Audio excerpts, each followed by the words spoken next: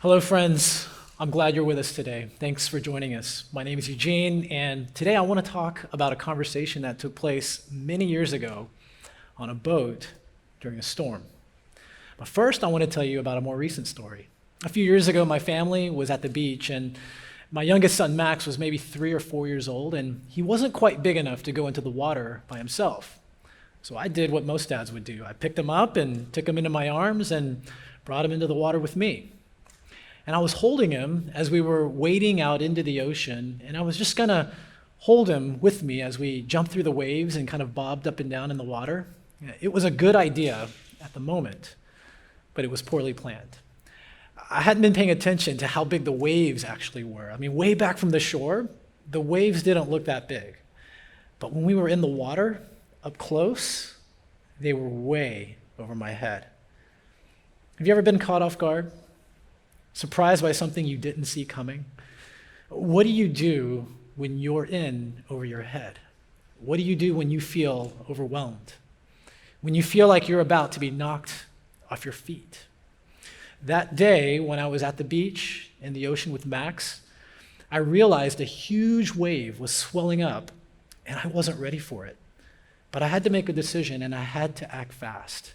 My first thought was to run and get back to shore, to get back to safety. But if you've ever been in the ocean, you know it's practically impossible to outrun a wave. I mean, it's literally impossible to run in the water. I knew if I tried to outrun the wave, it was just going to crash over me and Max, and we would get pulled underwater and get tossed around, and we'd get pulled apart, and I'd have to come up after the wave passed by and try to find him somewhere in the undertow. And for a split second, as I pictured that scenario, I was afraid. The other option was to lean into the wave, to hold him tight, to tell him to hold his breath, cover his nose and his mouth, and duck into the wave before it crashed over us. If we did that, we wouldn't be hit by the crashing wave. Instead, we'd bow into it and come out safe on the other side. And most importantly, I'd still be holding on to him, protecting him. Want to guess what I did? Well, I didn't run. I knew I had no chance to outrun the wave.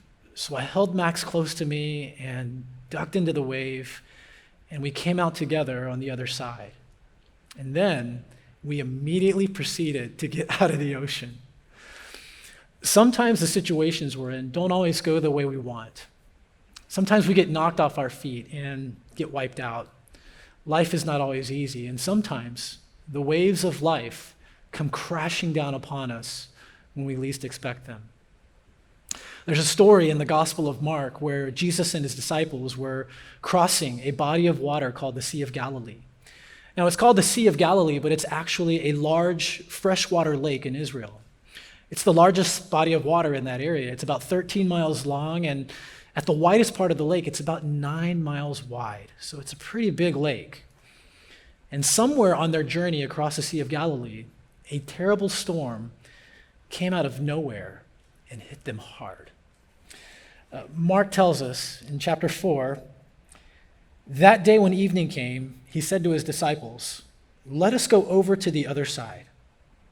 Leaving the crowd behind, they took him along just as he was in the boat. There were also other boats with him. A furious squall came up, and the waves broke over the boat so that it was nearly swamped. Jesus was in the stern, sleeping on a cushion. The disciples woke him and said to him, "Teacher, don't you care if we drown?" He got up, rebuked the wind, and said to the waves, "Quiet, be still." When the wind died down and it was completely calm, he said to his disciples, "Why are you so afraid? Do you still have no faith?" They were terrified and asked each other, "Who is this? Even the wind and the waves obey him." What you have to remember about this story is some of the disciples were fishermen by trade. They lived on the lake. They fished their whole lives, and they knew how to navigate rough waters. It was a very familiar place for them, and they were never, ever concerned for their safety whenever they were on the water. But Mark tells us that a furious squall came up out of nowhere, and the waves were breaking over the boat so that it was nearly swamped. They were caught off guard, totally overwhelmed, and they began to fear for their lives. Imagine this scene. Experienced fishermen, totally frustrated, screaming at Jesus in the middle of this storm. The shore was too far away. There was no turning back. The waves were rising too quickly. Water was filling their boat faster than they could drain it. They were experienced enough to know they were in over their heads. What's fascinating is the conversation that took place in this moment. As we look at the dialogue that took place between Jesus and his disciples, I want to look specifically at the questions that are exchanged in this scene. If you were keeping count, there were actually 4 questions that were asked, 2 by the disciples and 2 by Jesus. And the questions that the disciples ask might be the very same questions we've all asked before, or maybe the same questions we're asking right now. The first question from the disciples in this story is this: Teacher, don't you care if we drown? This is a question of sheer desperation. The disciples are losing hope, and they're losing it fast. But the reason why they asked this particular question was because of what Jesus was doing at that exact moment. Mark tells us in verse 38, Jesus was in the stern sleeping on a cushion. The disciples were in a panic in the middle of the night on the Sea of Galilee in a devastating storm, and they looked to their leader who's sound asleep. I mean, he's the one who led them into this situation, but now he's sleeping on a cushion.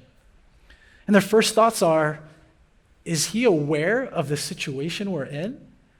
Does he sense any danger? Does he not know what we're going through right now, that we might die tonight? You know the expression, how can you sleep at night? It's a rhetorical question. That means, don't you feel any guilt for what you've done? Do you feel any remorse? Don't you care? When Esther and I first got married, we'd get into arguments, and even if the argument was later in the day or at night, I'd actually have no trouble going to bed and falling asleep. And this would drive her crazy. She thought, clearly, this guy doesn't care that my feelings have been hurt. He must not love me. I mean, how can he just fall asleep and go to bed like nothing happened? And after 18 years of marriage and plenty of subsequent fights, she knows that I love her, and I know that she loves me. And she has learned that I have this uncanny ability to fall asleep quickly every night, no matter what's on my mind. It doesn't mean I don't care. It just means I'm tired. But back to the story in Mark, this is a profound question. And maybe you've asked it before, or you're asking it right now. Jesus, don't you care? Don't you care about what's going on in my life? Don't you care about my health, or my job, or my marriage, my family, or my church? You know, we're afraid. We're not sure if we're going to make it. Jesus, don't you care about any of this? And then Jesus, in typical fashion, answers their question with his own question. He says, why are you so afraid? The first question is an obvious one. The disciples are in danger. They're in a storm and they're afraid of dying, and they want to know why Jesus is asleep and why he appears to not care about what's happening. Can you imagine what the disciples must have been thinking when Jesus asked them why they were afraid? What do you mean? What do you mean, why are we afraid? We're afraid of death and dying. We're afraid of the storm. We're afraid of drowning. We're afraid that you don't care. We're afraid that you don't love us and you're leading us to our demise. And remember how they responded when Jesus calmed the storm? Mark tells us that their response was they were terrified. Terrified of what? Well, they were terrified that Jesus had more power than the storm, that Jesus had authority over the forces of nature, At first, they were afraid of the storm, but then they were even more afraid of Jesus. I heard someone say recently that faith and fear are two sides of the same coin. If that's true, we can either have faith or fear in the powerful effects of the storms we're in, or we can have faith or fear in the one who can calm the storms we're going through. Which leads to the third question. Jesus asks his disciples, do you still have no faith? In Luke's gospel, the same question is recorded as, where is your faith? And this translation helps us understand that they didn't lack faith, but that they had placed their faith in something else or somewhere else. And this is a crucial question when we're facing storms. Where is your faith? What are you trusting in right now? Where have you placed your confidence? The answer to this question can make all the difference in how we navigate the storms of life, how we face uncertainty, how we deal with our fears. Sometimes we can put our faith in people or a person. But what happens if that person lets us down? Sometimes the storms we experience are caused precisely because we put our faith in someone else, and then they disappoint us. Our whole world falls apart. Our faith is shattered when the people we put our faith in let us down and the floor falls out from under us. Sometimes we put our faith in ourselves. If I work hard enough, I can get through any storm, any challenge. I just have to hang in there and push through. And yeah, you can do that sometimes, but you can't survive every storm that way. I mean, last time I checked, nobody's immortal. Death still comes to everyone. In this passage, Jesus shows them who he is and what he can do. He reveals his power and nature to them as an invitation to say, put your faith in me, not in the storm. I am the author and perfecter of your faith, and I want to be the object of your faith in every season of life, through every storm you face, because I am the one who can lead you through them and can calm any storm. And then the last question. In verse 41, Mark writes, they were terrified and asked each other, who is this? Even the wind and the waves obey him.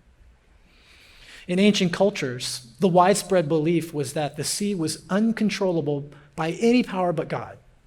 The oceans and the seas were symbols of unstoppable forces and destruction, absolutely untamable. Only God could control them.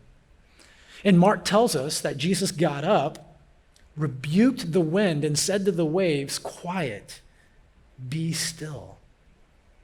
And the wind died down, and it was completely calm. Jesus had command over the winds of the storm, and he also had command over the waves. I imagine this moment like the end of the movie, The Matrix, where Neo, who's played by Keanu Reeves, is facing off with the agents in the final scene. And they're all shooting at him in the end, but he doesn't have to dodge their bullets. He simply stops them in their place, and they fall to the ground. And in that moment, everyone around Neo realizes who he is. He's the chosen one. And this is one of those moments for the disciples. When he calms the storm, they realize who he is. And if you keep reading in the next chapter of Mark 5, Jesus goes on to heal a demon-possessed man. And after that, he heals a sick woman and raises a dead girl back to life. And I believe Mark puts these three stories together back to back to back to show us who Jesus is, to show us his power over nature when he calms the storm, his authority over darkness as he heals this demon-possessed man, and then ultimately his power over sickness and death when he heals the woman and raises the young girl back to life. The author of Hebrews says Jesus is the radiance of God's glory and the exact representation of his being, sustaining all things by the power of his word. In other words, the author of Hebrews is saying that Jesus sustains all of creation, the entire universe, with the sound of his voice. When the disciples ask, "Who is this?" they are acknowledging that he is the one, the radiance of God's glory, the exact representation of the Almighty. Who is this? He is the bread of life. He is the light of the world. He is the good shepherd. He is the resurrection. He is the way and the truth and the life. Friends, as we go through seasons of uncertainty, as we experience change and the unknown, this experience may feel unsettling, just like we're in a storm. You might be asking, "God, where are you right now? Don't you care? How can you let this happen?" And the answer is this: Jesus is here, and he does care, and he is and always will be in control. Jesus demonstrated his power over the ultimate storm of life on the cross. He defeated sin, death, and destruction. And instead of running away from death and suffering, he entered into it on our behalf. In his love for us, he leaned into the storm on the cross and came out of the empty tomb on the other side. That's the power of the gospel that leads us through every storm. Walking by faith is living every day believing that Jesus is who he says he is. It's believing that everything he said is true. It's knowing and believing each day, every day, that you and I are loved by him, no matter who you are or what you've done, that he does care for you.